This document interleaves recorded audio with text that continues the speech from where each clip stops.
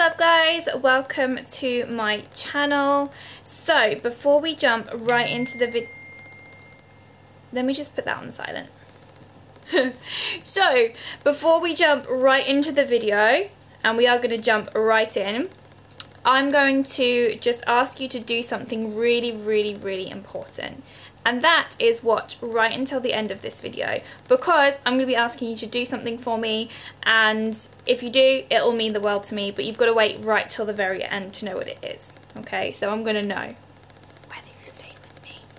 So this video is going to be all about my fitness journey, and this might seem a pointless video because everyone's fitness journey is always completely different, but I hope that something that I say within this video will resonate within you and will help you in some way. And if it does, please reach out to me and let me know in the comments below, or you can shoot me a message on Instagram, because I will always reply.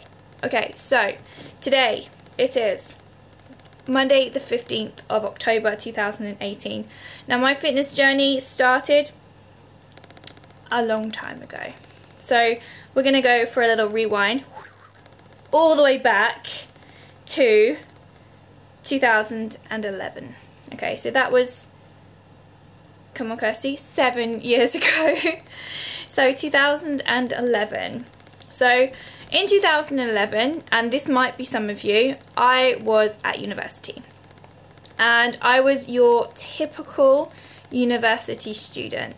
I had been brought up with a family where we could, like, we all ate different meals, like we all ate what we wanted to. It was not like, you know, you had to eat what was on the table, and God bless my mum, like whatever I wanted she would cook me. So I was a very fussy eater, and you know, I had a very kind, loving family, and if I didn't eat something, my mum would make me something else. So it turned me into a very picky adult eater.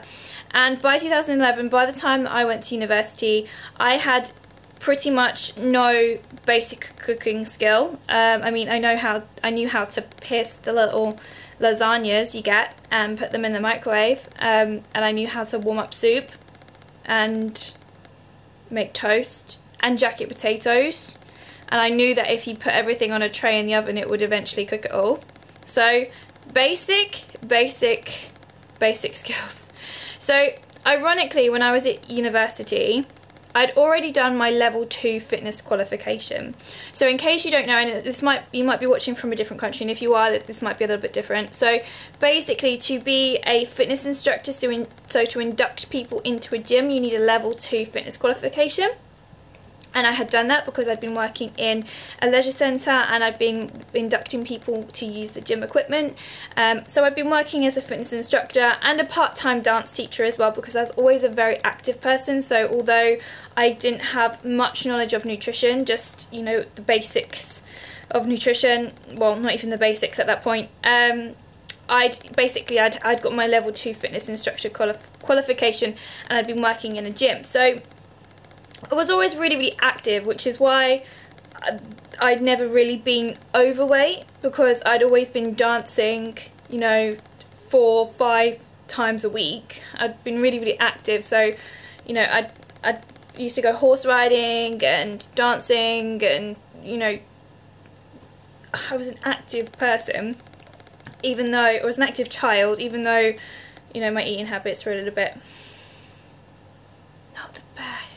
Yeah, not the best. So, where were we? Back to 2011.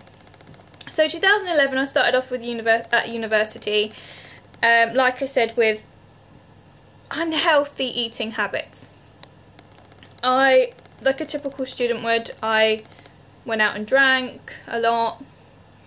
I never used to weigh myself, so I don't know whether I put on weight at that point or not, but looking at pictures, I definitely looked less healthy, even though I was doing a dance degree, which is funny because I was, you know, obviously theoretically learning about nutrition and for physical performance, and I was obviously dancing a lot, but actually on the inside I was quite sluggish. I didn't have, you know, good nutrition, a good nutritious diet, so I was pretty unhealthy at that point. And I had whilst I was at university, I had some bad news. I lost my grandfather, and he always used to call me Princess Kirsty, and I was always Princess Kirsty to him. And I lost him just before my 21st birthday, and it was really, really hard for me. But because he used to call me Princess Kirsty, and I was always so proud of what I did, I decided to do something in his memory to make him proud of me. And I entered Miss Cambridgeshire. So this is still going, it's still a thing. This is Great Britain's biggest beauty pageant. And Miss Cambridgeshire was a regional qualifier for Miss England. And basically there was different sort of categories to be a Miss of any, you know, regional area.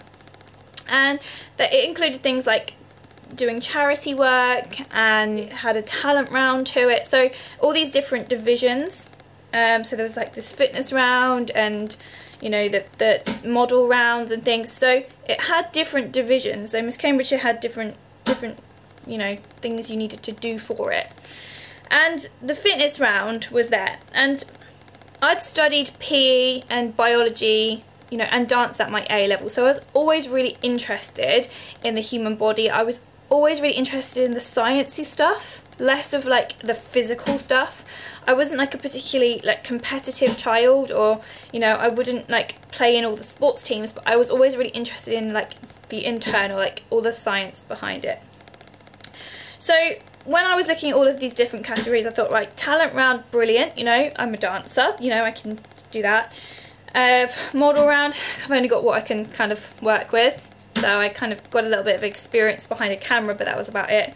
And the fitness round, the fitness one was one where I thought, right, I'm going to take on this challenge, I'm gonna see what I can do. And I loosely started training, I started running just to get a little bit fitter. I thought I was fit at the time. I probably wasn't as fit like as I thought I was. That's pretty embarrassing. So like, I thought I was really fit, and I actually didn't win Miss Cambridgeshire's fitness round, but nevertheless I kept going, and I actually won Miss Cambridgeshire. When I won Miss Cambridgeshire in, when were we? We were summer 2012 at this point. So I won Miss Cambridgeshire in 2012. I'd been at university for a year, and well, a year and a half at that point, and so which propelled me into preparing for Miss England. And Miss England was in 2013 in the summertime, so I had from kind of winning Miss Cambridgeshire in the October to all the way around to the summer to get fit as such. So I was on a mission because I thought, well, you know, I've got to be good at something. It's going to be like 60, 70 girls in this competition, so why not give it a go? It started with overhauling my diet, because I realised that my diet was the biggest thing holding me back, and I didn't realise up until that point that, you know, nutrition, it's not until I started learning about nutrition, started really thinking about and learning about nutrition in university, but also discovering clean eating and the clean eating approach, and how my diet was highly processed and therefore not really giving me the macronutrients and micronutrients that I needed to fuel an active lifestyle. I started training properly and I started eating properly, and I actually had my first steak at like 22. I was like 22 before I actually even ate a steak, and the reason is because I was always just really picky, you know. I hadn't eaten mushrooms or eggs or like any dark green vegetables, anything like that. I think the only vegetable I would eat in my younger years was sweet corn, and you know, sweet corn's not even the best vegetable for you. So, you know, I've never eaten, you know, low GI fruit. I'd always eaten citrus fruits, or, you know, apples, or I'd never eaten like berries and like lower GI fruits, more, you know, more fruits that are rich in antioxidants and lower on the GI scale. So my fitness journey began, and I started training hard. And I mean hard. I would get up at 5 AM, sleep in my sports bra, go to boot camp, do classes in the at my university placement. I would then go to the gym, I'd come back, I'd do another fitness class. I was doing everything so much, my weight kind of just went, and I got injured. I I hurt my knees, I got injured, and it was a funny time because I didn't realise I was overtraining or that overtraining was a thing. But I would just do so much, and I was creating my own workouts. I was, you know, doing my own workouts at home. I was quite creative, obviously, like being a dancer. I was creating my own little bodyweight workouts at home, and I started to train so much. And I guess it was an addiction. I had a full-on addiction to exercising. And eating clean, because I reaped the benefits of eating clean. My body changed a lot, my waistline changed a lot, and my shape changed a lot.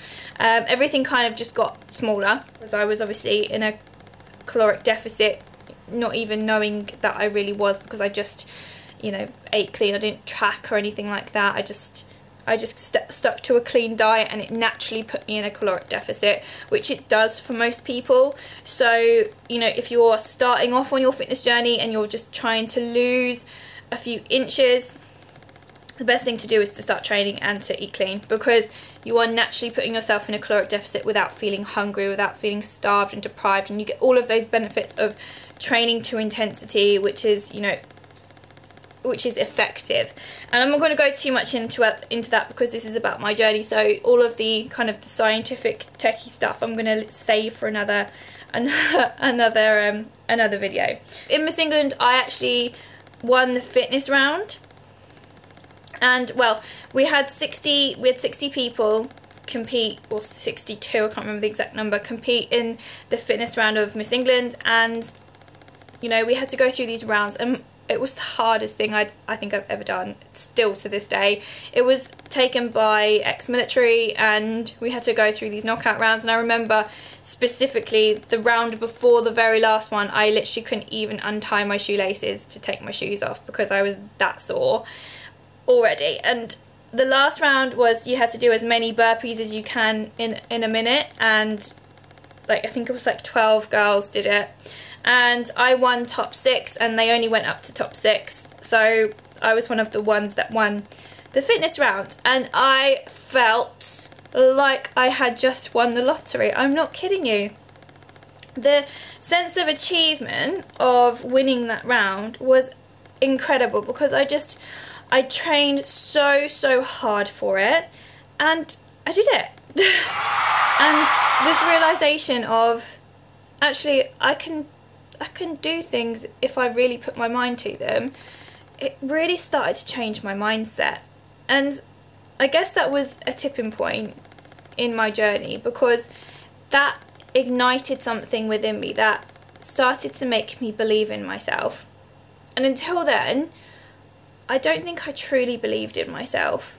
And until I achieved something that I thought that I never could, because I wasn't competitive in school, or, you know, because I was never, you know, the healthiest in terms of diet-wise, I felt so proud of myself. And to this day I get so emotional, because I stopped habits like drinking Coke, and I, you know, would just drink bottled water, and just tiny little lifestyle habits, made those changes, and I set myself a goal and I achieved it. And that to me just started, well, fueled my addiction even more, because I started to get addicted and it just fueled my addiction even more.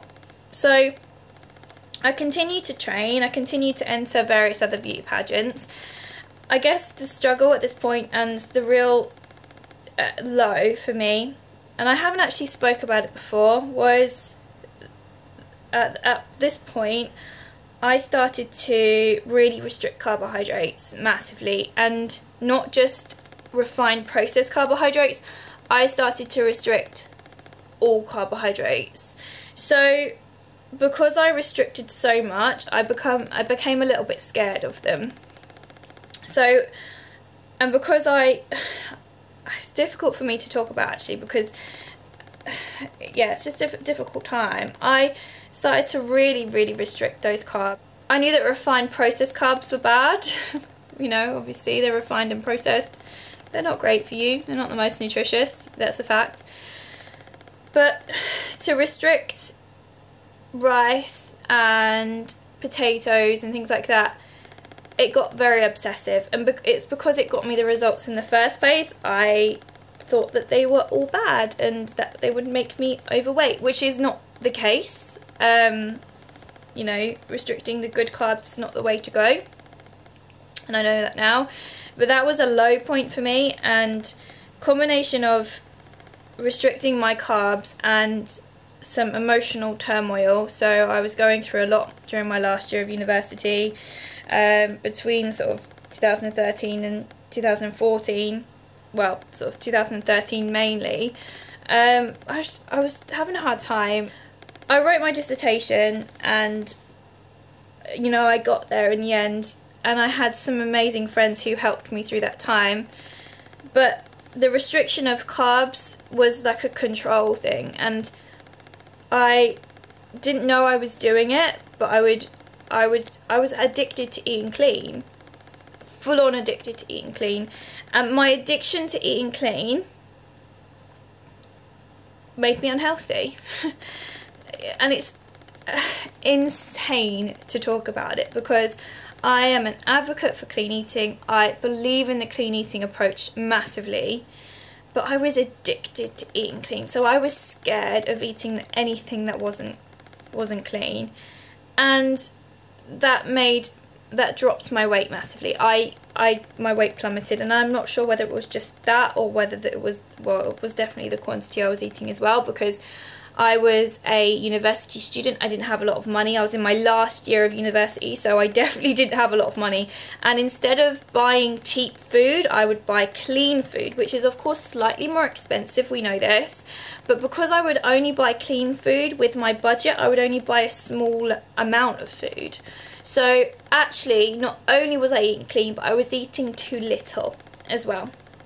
But I didn't realise I had a problem. I never weighed myself. People told me that I looked smaller, but I thought, well, of course it is. I've now got this clean, healthy diet. I've got all of this energy. And I did have lots of energy. I never once felt like I was, you know, under eating. I never once felt that, you know, I was dropping loads of weight and like I looked unhealthy. I never once felt that. I just thought that I looked fit. And I did look fit to a certain extent, and I was fit. But I just, you know, I had this little bit of a problem with it, with my relationship with unclean foods, and you know, that was the lowest point, I think. When I was writing my dissertation, I was so stressed, and I would be in the library. I'd like be laying on the library floor, just writing all of this work out, and you know, being so stressed. And if you're in university at the moment, or you're studying at the moment, I relate to you so much, because you know, it was such a difficult time. The gym was an outlet for me, and I would go and train in a little break, and I would walk everywhere as well, which is obviously extra calorie expenditure. I'd walk to the gym, I'd go train to the gym, and I'd go back to the library. And you know, that was an outlet for me, and it wasn't once a chore. It was enjoyment, and it was a place where I just felt better, and I just, you know, I found myself when I started training and eating clean. And you know, I went from a sluggish teenager to somebody who thought that she could conquer the world because she just won this little competition. And it sounds ridiculous, but it's that little spark of self-achievement, little spark of, okay, I know I can do this. I can achieve something that I put my mind to if I work hard enough. And it was that really helped me on my journey. By this point, we're in 2014, and I graduated university with a 2-1, and I learnt so much about myself during university. I graduated university with a 2-1, but do you know what the most amazing thing was? The most amazing thing was that dissertation that I was struggling to get finished. I got a first, so I achieved a first-class dissertation after all of that, and that was a really proud moment for me. You know, finding out I achieved a first-class dissertation during one of the most difficult times of my life. Amazing. And I graduated university, and I started working for a dance company, and the dance company I still work for today. I teach part-time, which was fantastic, but I was putting all of my work into managing, and I had all of these ideas. I'd done some MetaFit classes and some MetaFit training. I did my level 3 PT training. I learned a little bit more about nutrition, and I started to want to put more time into my own creation and my own workouts, because during that final few months at university, I would go to the gym, I would create workouts, I would take my friends through high intensity workouts, and I enrolled in a MetaFit course, which is based on high intensity interval training. And being a dancer and having a dancer's background, I was so creative, and I would just create these bodyweight movements, and I would just love moving. And I found myself writing workouts down and creating my own workouts to do myself, because being a graduate living at home with my mum in a very small town, I didn't have the means or funds to go to a gym, and I loved bodyweight training, so I just trained in my garden. And so I just started creating these workouts for myself. I took Georgina through a workout, and Georgina, just in case you didn't know, Georgina works for me now as a HIIT team trainer, which is my business that I started, I'm going to get to. I took her through one of my workouts, and she said, "Kirsty, you're so good at this. Like, you've got something here. Everyone needs to see this. Everyone needs to see your workouts. You're really, really good at this." And I took Georgina through this workout, and I sat. I remember, I was single at this point. I remember sitting on in what was my room in my mum's house, and I was designing these workouts, and I'd come up with these awesome workouts, which were fantastic. And I'd go and do them myself and be so buzzing afterwards, and I decided to start the HIIT team, which is essentially a bodyweight style boot camp, or was a bodyweight style boot camp at the time. And I knew I wanted to make a boot camp with a difference. I knew I wanted to help people and help people change their lifestyle, like my lifestyle changed, that day where I decided that I could achieve things if I put my mind to them. I wanted to help people on that scale. I wanted to help people believe in themselves and realise that fitness and exercise isn't a chore if you love what you're doing and if it's exciting and if it's fun. So I started the HIIT team, and I posted like quite an amateur post on Facebook saying, I'm going to start a fitness class, and it's going to be once a week, and it's going to be outside, and share if you want to come for free and give it a go. And loads of people shared it, and I had 13 people come up to my first session, and they loved it, and they all said to me, you need to do this more than once a week. So the HIIT team, my business that's been going now for 4 years, escalated and developed into what it is today, which is I have 8 sessions a week in Mildenhall and multiple sites, and that spurred me on. That made me realise that I could help other people achieve what I achieved, which is believing in myself, achieving physical results, because I had changed my body massively. Went through a little bit of hardship along the way, but I changed my body massively. And that brought me to 2015. So just a year into my business, I discovered competing. And if you'd have told me before then I would be considering getting on stage in a bikini. I would have told you that you were off your rocker. I'd have been like, no way, not a chance, not me. But I did, and I started prepping for a show in 2016, and I realised quite quickly that carbohydrates were not the devil. Carbohydrates were the macronutrient that was going to keep me going and that was going to make me strong. Really strong. So, and to progress in the gym and to progressively overload and to train properly, you need carbohydrates. So I had to increase my carbohydrate intake. So at this point, my body actually got bigger. So I started off as quite as a size 10 when I first started training, and then when I swapped to clean eating, I got down to a size 6. So I went from a 29-inch waist to a 24-inch waist with not with ease, because I loved it, because I loved what I was doing and I loved how I was training.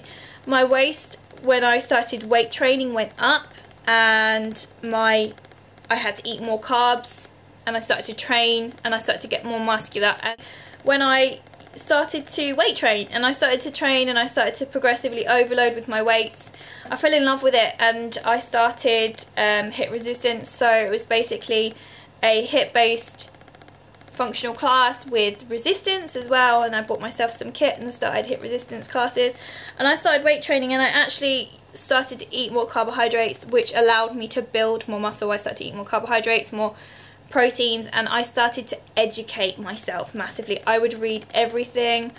I would, read articles, I would listen to podcasts, I would watch YouTube videos, and I'd just educate myself further and further and further into nutrition. And that's when I started to really transform my body in terms of muscularity. So that brought me to, competing, and I competed in some federations before the WBFF. So you might know that I'm a WBFF Bikini Pro now, but I got my pro status with Pure Elite before then, and I'd competed in other federations. And to be honest, this kind of bad relationship with food surfaced again when I needed to get smaller for a particular competition, and I was told that my legs were too muscular and I had then too much muscle to compete in certain federations. And I was gutted. Like, all of this muscle that I'd gained, I was then told that I needed to lose and get smaller again. Back when I was tiny, I was told I needed to get smaller again to compete, and I was too muscular to compete in certain federations. And so I tried the whole cardio, the restrictive diet approach, and I did a competition where I was very, very, very small, but I felt unwell just before that competition. And once I did that competition, I was like, right, this isn't for me. But the WBFF is a very different type of competition. So the WBFF look is much more fuller, much more womanly, much more about beauty and fashion and overall appearance, as opposed to just being small, because some of the fitness federations, and I'm not dissing the federations at all, but some of their bikini categories are unbelievably small, so unsustainably small. And my weight on stage, majority of the people who are on stage in other federations are 1.5 stone, if not 2 stone lighter than me at my leanest. So I realised in 2017 that I wanted to maintain a look that I liked and compete in a competition where I liked the look of my body. So I aimed for WBFF, and I aimed for WBFF Fitness. Now, in one of my previous videos, which I'll link below, about the things that you need to know about competing, I was actually in the wrong category. I was in the fitness category, which is where I thought I fit, because I thought I was too big for bikini. But in that federation, in the WBFF federation, I'm not too big for bikini, and in fact I won bikini, so and won my pro card. So I know now, and this federation has allowed me to sort of maintain a weight that's not like a stage weight, but maintain just above my stage weight, as opposed to being like 2 stone over and then have to lose 2 stone and then have to gain 2 stone and then lose 2, which is what a lot of bikini girls do, which is yo-yo, go up and down. Now, with competing with the WBFF, I can maintain, like, do this. I can maintain a look that I like, and I can be healthy with it, and I can eat clean but also fuel my training. And that's where I got to with competing with the WBFF, and I earned my pro status in 2017. and I decided it suited my personality, my body and my style, and I haven't looked back since then. I've competed this year, 2018, in Las Vegas in August, and I'm about to compete again in the November Pro-Am show for the second time as a pro. And I'm so proud to say that I've got to a point now where I am content with my relationship with food. I don't feel obsessed with clean eating. My diet is majority of clean eating because I learned quite quickly on that's what made me feel good. So, but I don't feel obsessed with it now because I know that I need carbohydrates and I need other food sources to fuel my training, essentially, and to help me become stronger. So I am now at a point in my life where I can say I am so happy with my relationship I now have with food, because I went from having an unhealthy relationship with food as a university student to very, very restrictive, which got me a lot of results, but then made me develop a relationship with food where I was scared of not eating clean.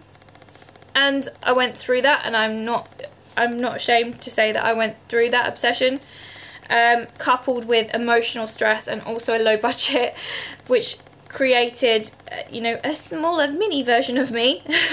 And I had to work really, really hard to build my muscle and to eat that little bit more, and to eat those a little bit more of carbohydrates to be able to fuel my training, to be able to get stronger. And I'm now at a point where, you know, I'm really happy with my relationship with food, and I know after this show, just like after my last show, I'm not going to feel so restrictive that I, you know, eat completely differently. And that is where my journey has ended up. I am now at a place where I'm happy with my relationship with food. I don't have an emotional relationship with food. I feel that the food that I eat fuels a purpose, and I don't have to be obsessive with it. If I have a piece of cake on my, you know, when I'm not competing at a weekend, it's not going to kill me.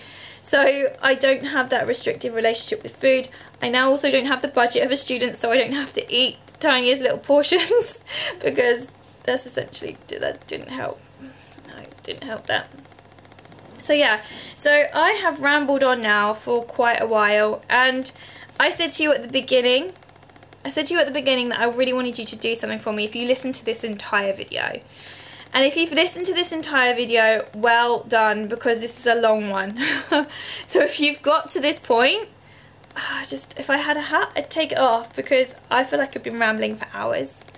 And what I want you to do is comment below and comment and say, I am with you. Okay, so I want you to comment the words, I am with you, because if you've listened to this journey and you're with me on it, and something that I've said has resonated within you, then I've done my purpose. And the more people that see this video, it might help somebody, and it might help someone to reach out to me. And if they reach out to me for guidance and support, having been someone who has broken unhealthy habits, developed unhealthier habits, you know, and created better habits, and gone through certain processes that's got me where I am, if that happens, then I've done my job, which is helping people. So I want you to comment below, I am with you, and just make sure that you do that for me, because it would mean the world. I hope to see you in my next video.